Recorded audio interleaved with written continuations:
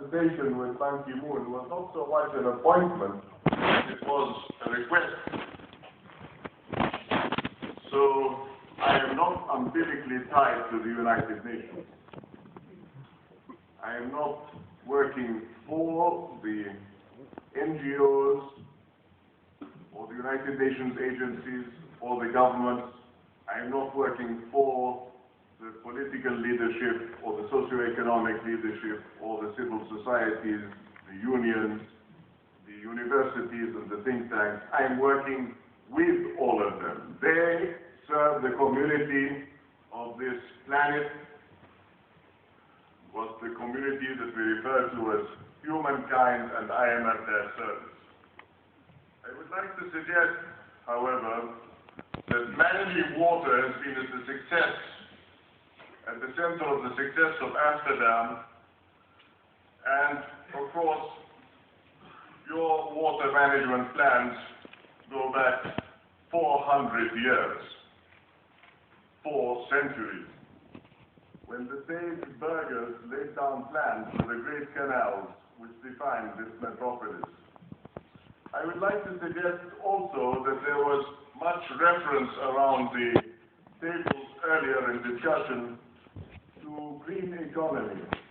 But as the minister whispered to me, green economy is also healthy economy. So I would like to pay tribute to the vision of Dr. Sarfati, who 160 years ago promoted the fight against diseases associated with the poor water hygiene, and to remind you of the fact that we come from regions, many of us here today, which are looking at water as a health hazard rather than a health promotion. As things stand, I want to remind you that the perfect storm has arisen, and I'm not talking about the tornado that hit central Netherlands yesterday,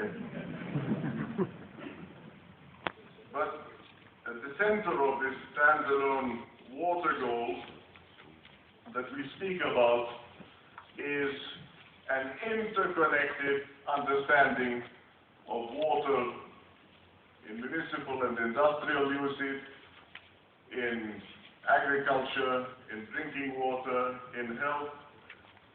But I have to say once again that the points that we have raised in numerous regional water studies, and I would like to promote world peace through collaborative research and development by mentioning that one of the consortia with which we work is the International Arid Lands Consortium. Of course, arid lands means arid lands, not what we carry between our ears. Some of us, unfortunately, feel that the absence of will, the absence of thought, constructive ideas, is why we are so arid at this time.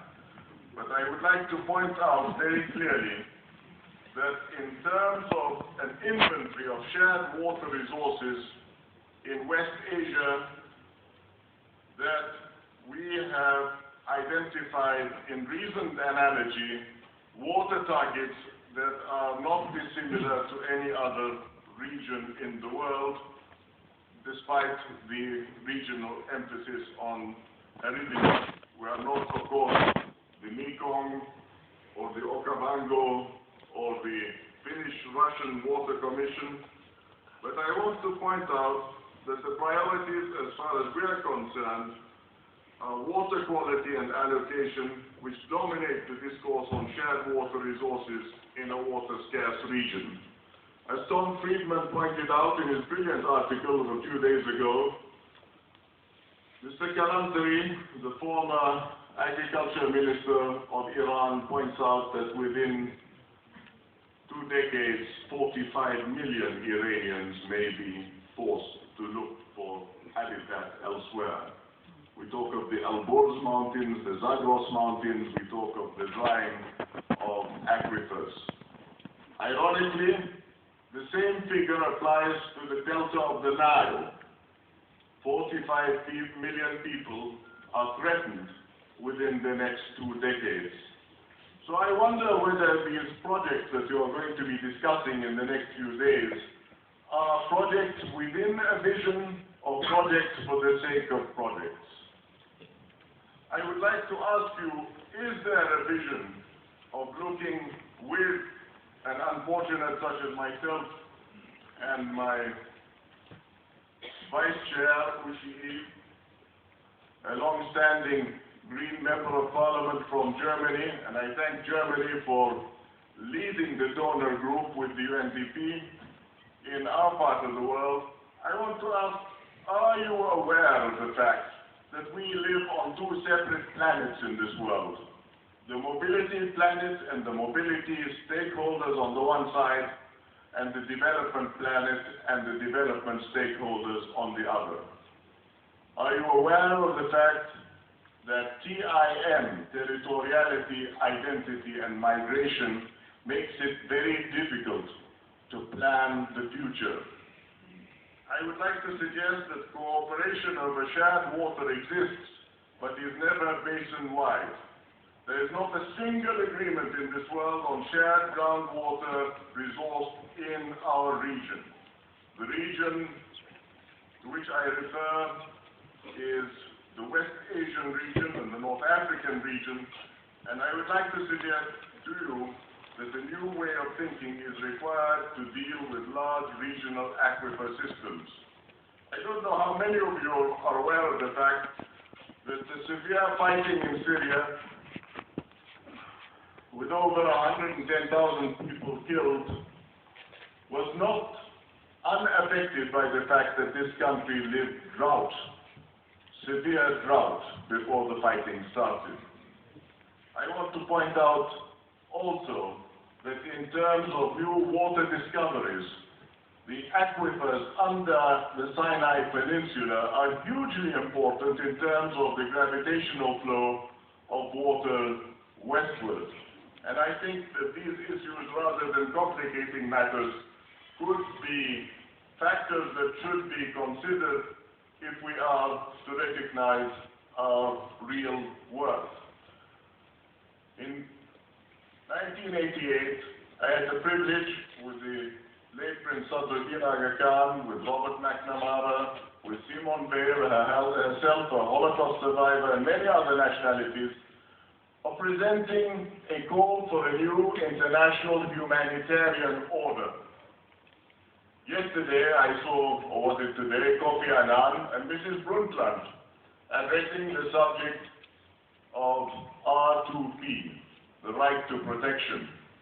I believe that water is one of those rights that should be listed under the right to protection.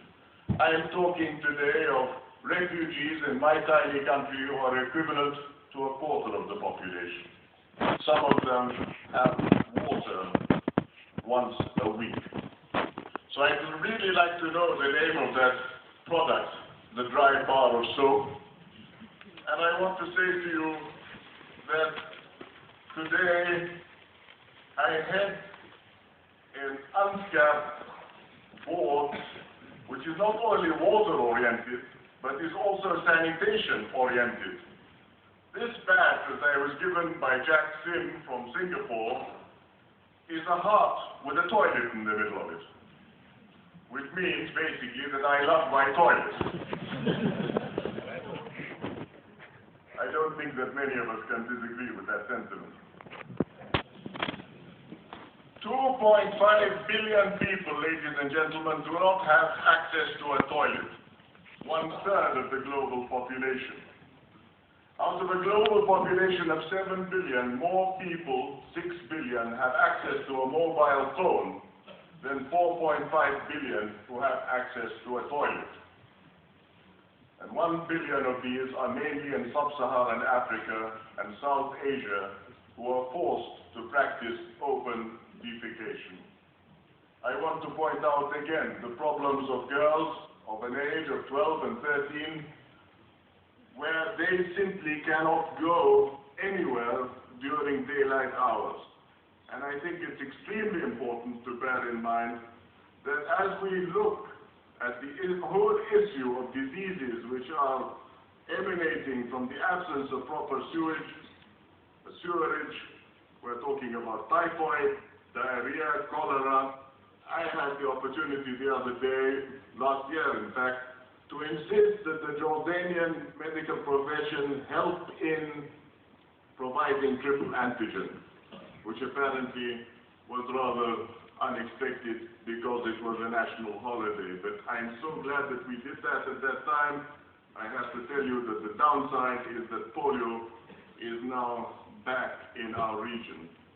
I thank Dr. Megdal at the Water Resource Research Center at the University of Arizona, who has assisted us in putting questionnaires which are now commonplace in our region to respondents relying on public water networks. The survey investigates what type of toilet waste discharge services people are receiving and asking the questions: public networks, cesspool, outdoor, household, irrigation, animal feeding. Help us to help ourselves. We need to create a knowledge base in our region. We need a human resource knowledge base yesterday. With these kinds of questions, not just statistical and numerical, but human. Let us humanize the statistics. We need a physical knowledge base whereby the projects that are being suggested for our region, from nuclear to fracking, all of which are highly water consumptive, are put into some form of priority. I hope that it could be understood that our region is not there just for the commercial benefit of the already rich. Mr. Cameron, a few days ago, launches an initiative on sukuk, Islamic bonds. I want to see someone launching an initiative for which we have called for 3 decades on zakat, ALMS, ladies and gentlemen, alms. The returns on the pilgrimage alone to Mecca could put a smile on the face of many, many children, not only Muslim, but Christian and whomsoever. If we are to share in our humankind, I would like to suggest that the UN Secretary General's Advisory Group on Water follows in the spirit of the late Japanese Prime Minister Ryotaro Hashimoto, to whom I pay tribute today. I had the privilege of knowing him, and I have the privilege of having seen the big optimistic smile of your King Willem Alexander yesterday. People always say to me, are you going to follow in his shoes? But given the difference in height, I really don't know how I can do that.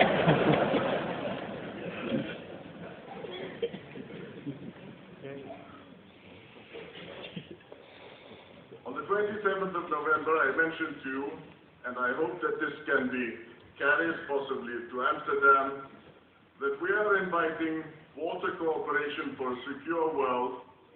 We're inviting the Mumbai-based Strategic Foresight Group. We're supported by the Swedish government, and we are hosting the Arab Water Council. We're talking of experiences from Africa and Asia on trans-border water cooperation. We have the participant of my vice chair, Dr. Yasar Kayakis from Turkey, former Minister of Foreign Affairs, and as I mentioned, we're discussing the Okavango, the Mekong River Commission, and I thank the Director of Water Security and Water Resources from the University of Hanoi, Vietnam, for participating. You see, in our part of the world, when people say, why are you politicizing the issue by dealing with your neighbors? Because that is regarded as normalizing, and normalizing is abnormal in our political lexicon. I want to say that we are promoting policy, not politics.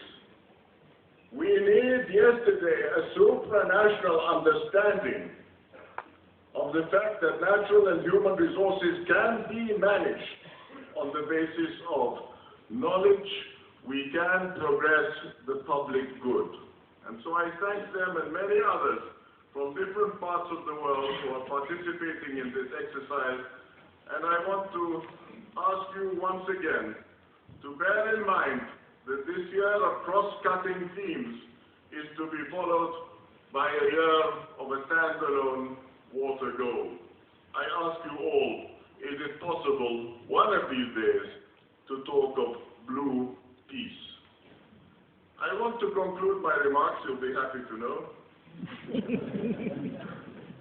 by quoting, you mentioned 3 stories, I can at least mention one, Madam Minister.